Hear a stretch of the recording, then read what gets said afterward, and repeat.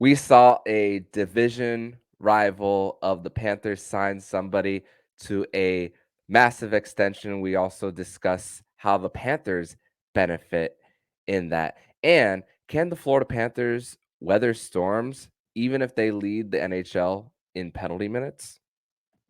You're Locked On Panthers, your daily podcast on the Florida Panthers. Part of the Locked On Podcast Network. Your team every day.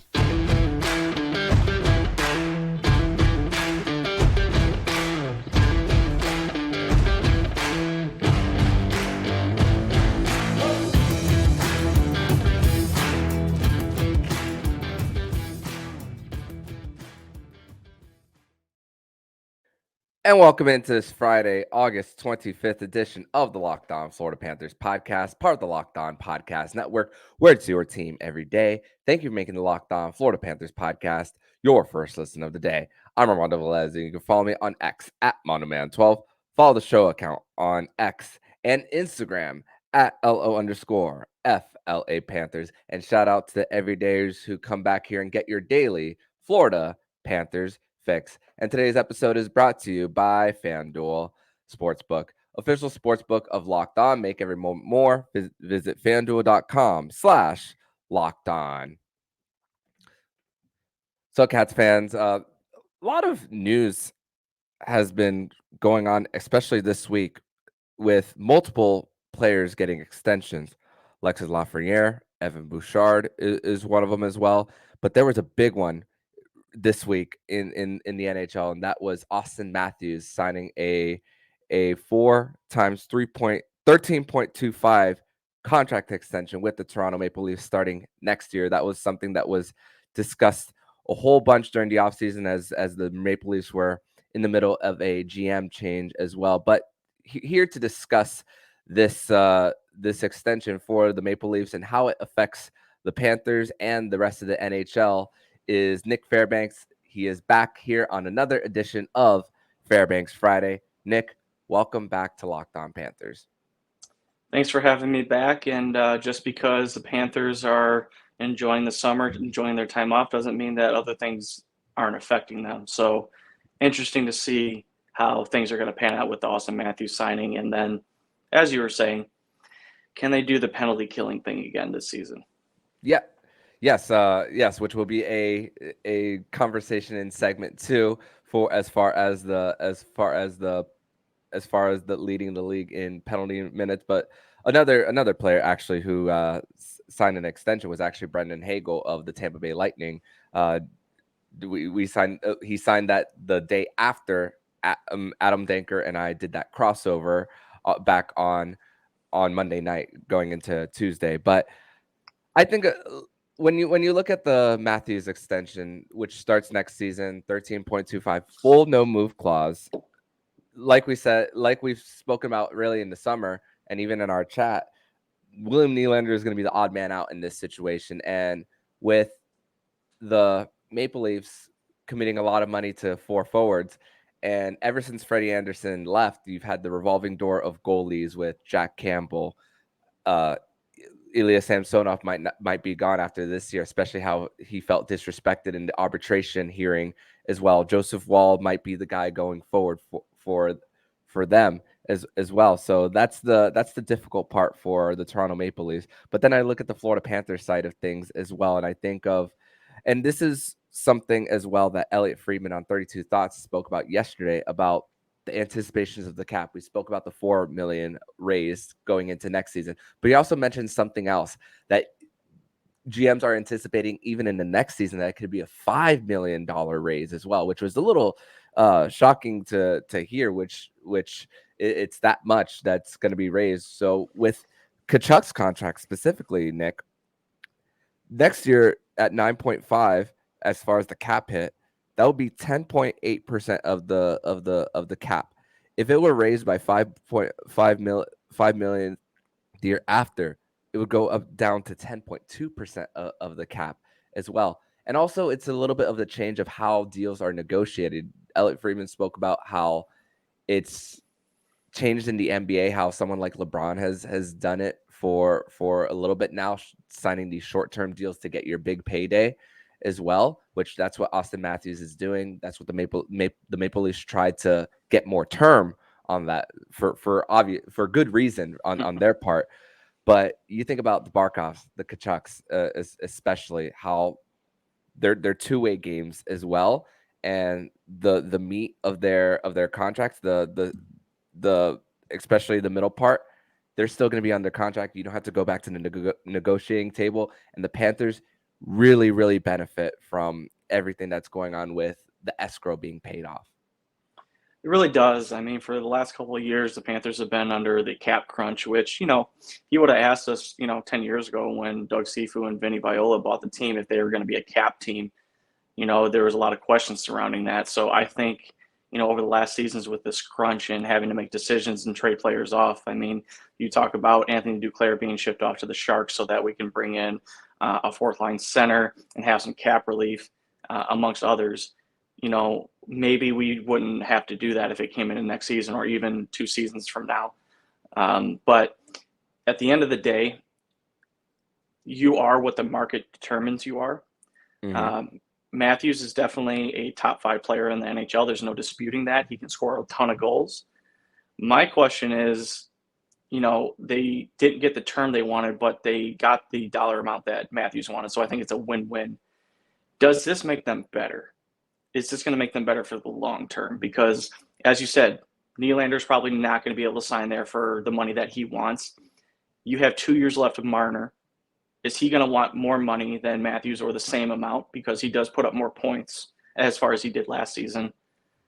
But, again, does this really solve the problem for the Toronto Maple Leafs? And, if they're really good during the regular season, does it really matter when it matters? Florida was able to dismantle them, and there's still a couple of forwards, defensemen, and a goalie away from being able to contend. But as far as Florida goes, I think this sets up really nice. I mean, we still have the Lundell extension that needs to happen.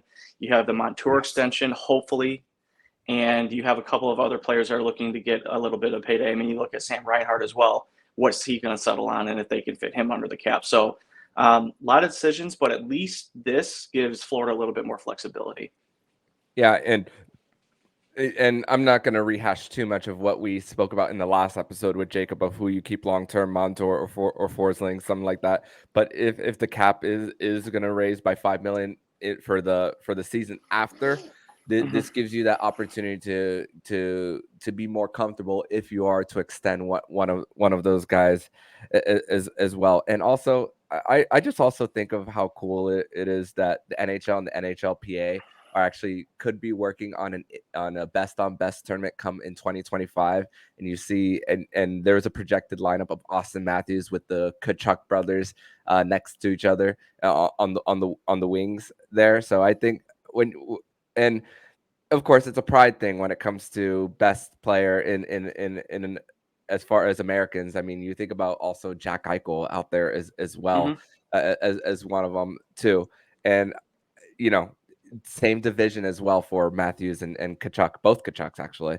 But I think that's it's gonna create more conversation. It's gonna create more marketing as well with these guys, and it's only gonna, I think it's only gonna benefit the NHL. I mean, the TV deal is what it is when it comes to the NHL, but I think as far as that we are seeing just more of a player on display like Auston Matthews, even though for us in the US, he's in Toronto, but hey, he still gets the media coverage up there, and it's still a big face that we hear all the time. But we are going to transition into segment number 2, where we're going to ask the question: how confident are we that the Florida Panthers can weather storms if they lead the league once again in penalty minutes? We're going to discuss that more here on the Locked On Florida Panthers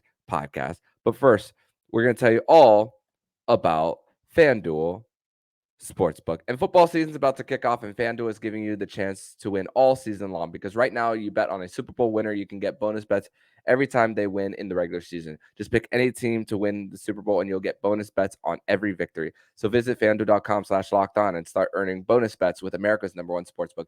That's FanDuel.com/lockedon. patreon.com/lockedon. Segment number 2 here on this Friday, August 25th edition of the Locked On Florida Panthers podcast. Nick Fairbanks is here for another edition of Fairbanks Friday. So, Nick, I think about this more and more for the Panthers and what they've accomplished over the last few seasons, and with a little bit of turnover. It's not extreme for this team.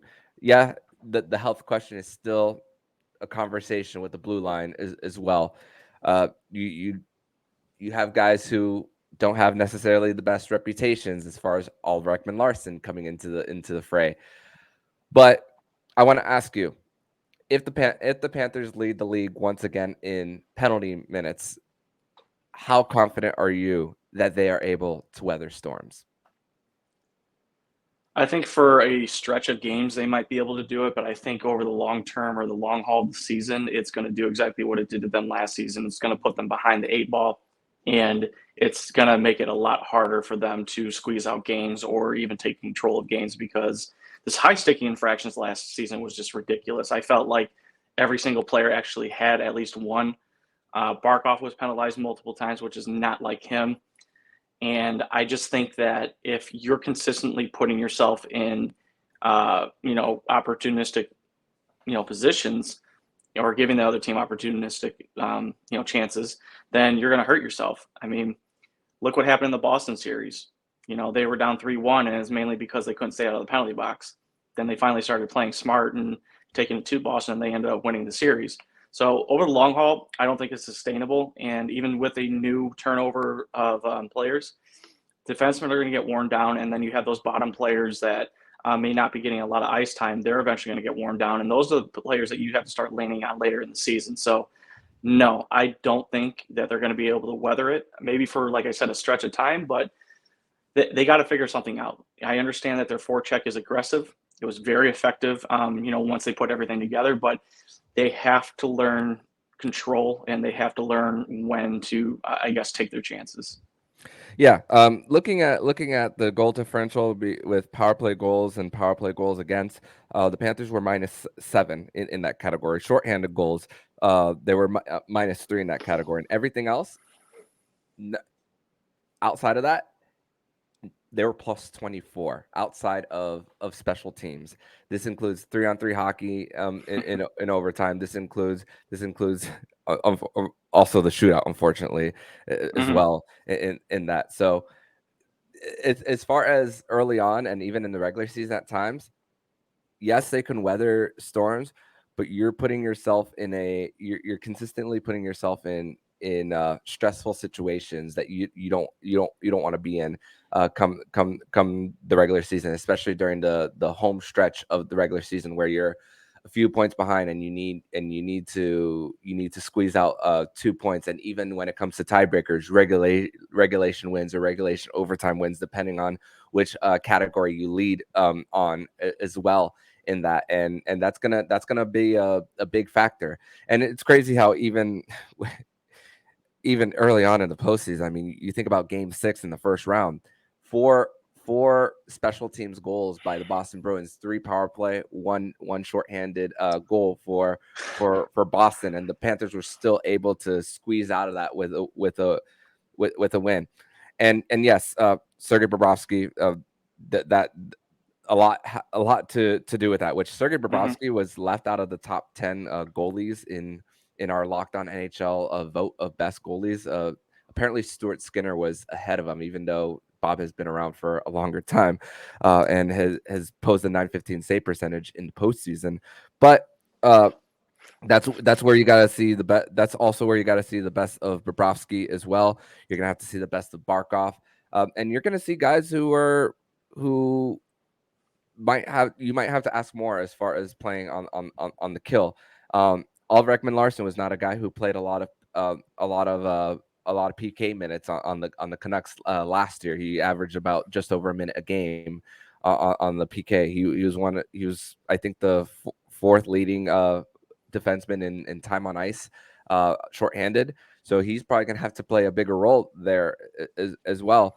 and the older guys like Kulikov as well. You're gonna have to ask more of those guys there as well. And listen, it's got to take also when it comes to even strength as well. Whenever the opponent is dumping it in their zone, you got to be fast to that puck, especially if it gets to the corners as well, in order to dish it out to your other defensemen, because that's gonna be really the focus for the Panthers as far as that. Definitely is, and I think you bring up a great point in the defense having possible issues. If you had with the amount of injuries the Florida Panthers have going into the season, they can't afford to take a ton of penalties like they did last season. It puts them behind in games. It puts games out of reach. You mentioned Game 6. A lot. My heart sank when I think was it Marchand that scored that shorthanded goal, or was it DeBrusque? I think it was DeBrusque. It was I believe it was DeBrusque. I'm gonna look it up right now.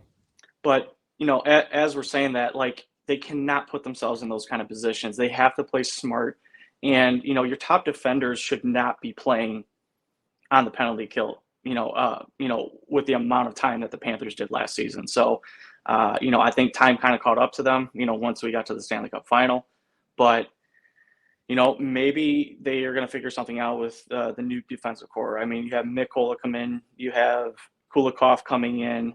Hopefully we'll see Carlson at some point. I would love to see what he can do.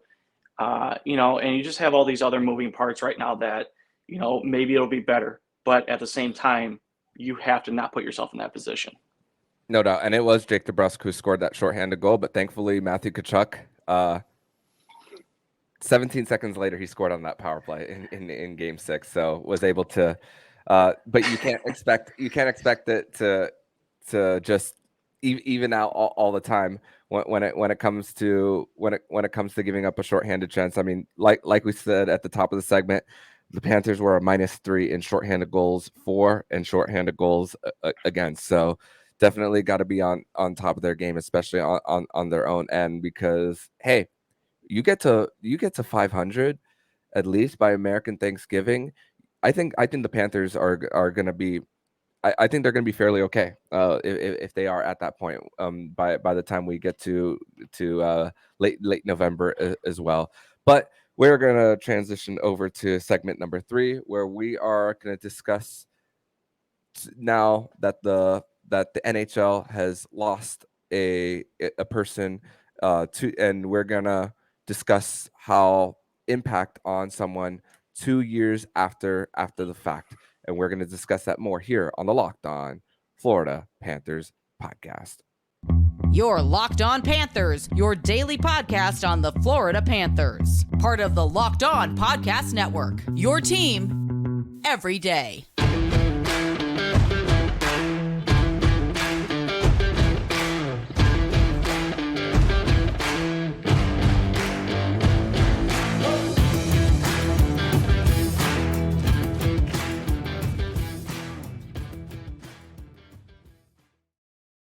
Third and final segment here on this Friday, August 25th edition of the Locked On Florida Panthers podcast. Thank you once again for making the Locked On Florida Panthers podcast your first listen of the day. And for the listeners, make sure to be on the lookout sometime in the next week or two for a ranking of the top 30 players of all time in Florida Panthers history.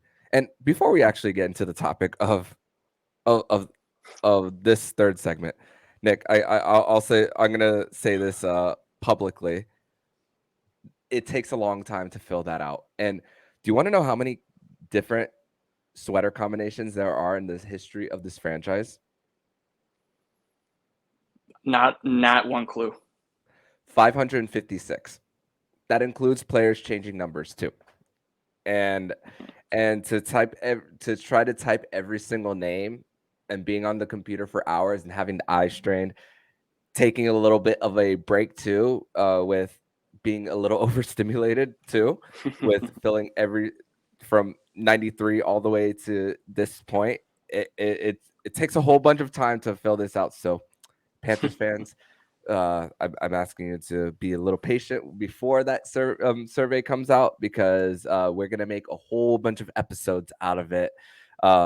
well, maybe two, most likely two, but very excited to bring you 30th anniversary content, and very excited to discuss who you guys think are the 30 best Panthers in franchise history. The 30th anniversary celebration continues, and we will be doing that all season long here. But Nick, now let's get to our topic here on this segment. And so it's been 2 years since we lost Jimmy Hayes due Mhm. to overdose with cocaine and all that stuff.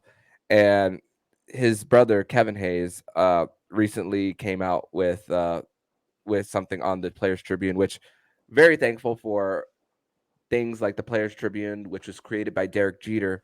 And I believe Uninterrupted was created by LeBron James. I could be wrong on that one. But those platforms for players to discuss feelings and get the human side of these.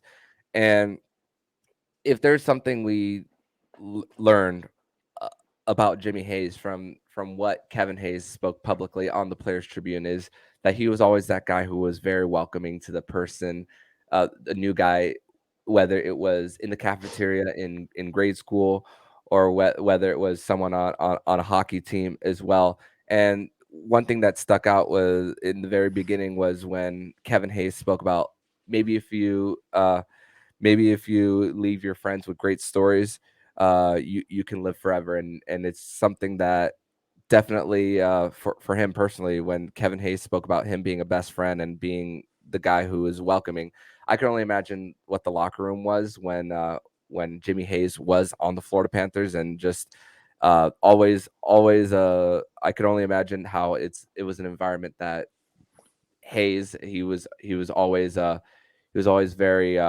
open to other people coming in. Definitely was, and I think that's part of the reason why actually Dale Talon brought him in. Is he was a big character guy. Besides the demons that he was dealing with, definitely the right guy to bring into the locker room to welcome everybody, get everybody excited. There was so many times that Kevin referred to having Call of Duty nights or games with a bunch of friends or players, especially during the COVID time, just because they were all going crazy wanting to play or play in front of fans, and they couldn't. But Jimmy was always the guy that was trying to bring everybody together, accept everybody, and kind of get everybody to feel like they're a part of something. And I think that kind of speaks to more of who Jimmy was as a person. Kevin did say that Jimmy was somebody who never wanted to be left alone. He had his own, persona or his own thoughts there. But, I think that if Jimmy were still here, he'd definitely be part of an organization, whether it's, a talent scout, or he'd be part of, an AHL affiliate trying to get the guys to the next level and bring that camaraderie. Kind of like what, what's his name, Hornquist kind of did for the team after he went out, with the concussions. But it's really nice to see what Kevin had to say about his brother with the stories and everything. But you can definitely tell that that's something that's never going to go away from him. That's something that's always going to be with him. He lost his best friend, his brother, and somebody who he really did look up to. So, Kevin, I know that you're still maybe trying to find peace within it, but just know that what you're doing right now, you wrote the piece about your brother, you're extending his name. We're talking about it. We're helping you extend his name. I hope that, we can continue to pay it forward and others can as well. Yeah. And cliche statement what I'm about to say, like holding stuff in can only be more hurtful than is helpful. And that's definitely a platform that has helped Kevin as well. And just when you mentioned just the whole thing about Call of Duty, like packing in his dorm room in BC, and just thinking Kevin thinking that it just they're going to be like talking to a lot of girls, but instead you're just in a room full of guys, and just the environment and the camaraderie that comes with just being there, and just about the other coping mechanisms that Jimmy Hayes had whenever he was scratched from lineup. There was most players go to certain stores like I don't think Joseph A. Banks exists anymore. I haven't heard commercials of Joseph A. Bank or or or Men's Warehouse. A lot of players would go to like get suits, but Jimmy's coping mechanism was to buy a new but buy a brand new car, specifically a Mercedes Benz. I mean, hey, if there's anyone can afford to take those hits, it's those guys as well, as far as the depreciating asset. But hey, uh, also the fact that biggest cheerleaders were the sisters. They saw him as the best players in the NHL over Crosby and Ovechkin, and they specifically said in the article that guy from Edmonton as well. And also, I think the coolest part was those guys being from Dorchester, Massachusetts, which I had John Butchercross on the show 2 years ago, who is very connected with the area in Massachusetts and knows the family very well. The the the guys who were connected to people who would just go to random delis or grocery stores, have their jerseys, and going back to those communities and chatting with the people who looked up to them, and then having Jimmy Hayes and Kevin Hayes assisting on a goal to another while the other score, and then you hear the announcer at the TD Garden announcing a goal from Hayes from Hayes. I think that's just you know that's something that's just etched in a person's memory for the rest of their lives as well. And here is one more thing that I want to discuss here. Brady Tkachuk got married this summer. To remind everybody, there is a relation to Casey Fitzgerald, Matthew Tkachuk, Tom Fitzgerald. It's a big whole hockey family. I'm not gonna pretend like I know what was spoken about here as far as speeches, but in the back of their heads during that wedding, I could only imagine the thought of, man, do I wish Jimmy were here. And whenever you pack in a family event of 50 to 100 plus people in a place, you can only imagine that in the back of their heads they're thinking, man, what do I wish he were here. Yeah, I can honestly say when I got married, there was a few people that I wish were there. People who definitely impressed upon, their experience, their life lessons, and their overall outlook on life.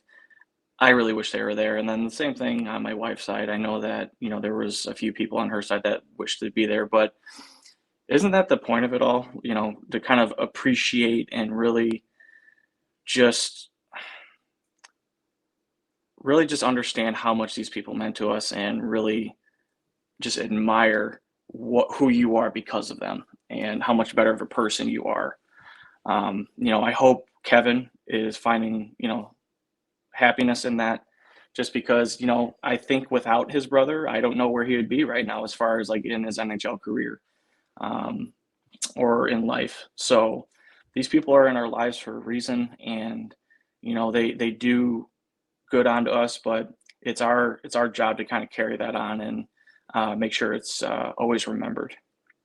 Yeah, and when Kevin Hayes would have a bad game, Jimmy was the guy on the phone to break down his game and also bring him back up whenever Kevin didn't perform so well. So, and I'm also pretty I'm also looking forward to the Blues and Panthers matchups this season because of the family of the family reunion that goes on in those games, especially with Casey Fitzgerald re-signing with the Panthers once again, regardless of whether he plays or not. Hey, Paul Maurice could make a special exception on that day to put him in the lineup for all three of those family members to be on the ice at the same time. And also, even if the St. Louis Blues play the New Jersey Devils with Tom Fitzgerald being on the GM of the New Jersey Devils, so a matchup also to look forward to as far as family reunions as well. And this is what it's all about. We want these players to have a personality. We want them to show more of them, instead of whenever they say something, a lot of fans like to say, "Oh, why is he saying this? This is what it's all about."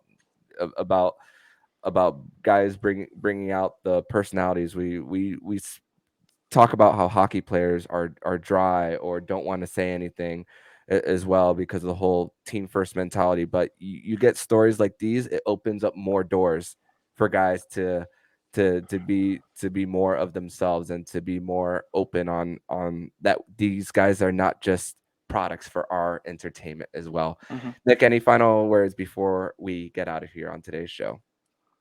Honestly, I do not. I think you summed it up pretty well. And, it's just a game, guys. We love this sport. We love talking about it. We love watching it. But at the end of the day, it's just something that we enjoy. It's not more important than family. It's not important than friends or the loved ones in your life. So just when you ever find yourself in kind of that area where, maybe, things are taking over in your life, just kind of take a step back and realize what you really have and the people that are around you. No doubt. Well said, my friend. So, Nick, thank you once again for joining me on this Fairbanks Friday edition of the Locked On Florida Panthers podcast. Tell everybody where they can follow you online.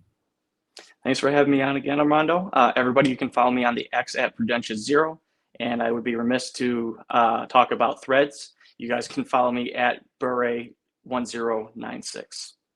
Yep, definitely got to step up my Threads game for that's for sure. But thank you, Nick, and I'll see you next Friday, my friend. I'll see you next week. And if you like what you're hearing, please subscribe to the podcast so you'll be notified every single time the Locked On Florida Panthers podcast jumps into your podcast feed. Don't forget to also subscribe to the other shows on the Locked On NHL network, including Locked On NHL, Locked On Fantasy Hockey with Flip Livingstone and Stu Roden, and Locked On NHL Prospects. Thank you for making the Locked On Florida Panthers podcast your first listen of the day. Every day is make sure you come back next week where we'll be having more of our preseason divisional crossover shows with one of the Locked On hosts from the Atlantic Division.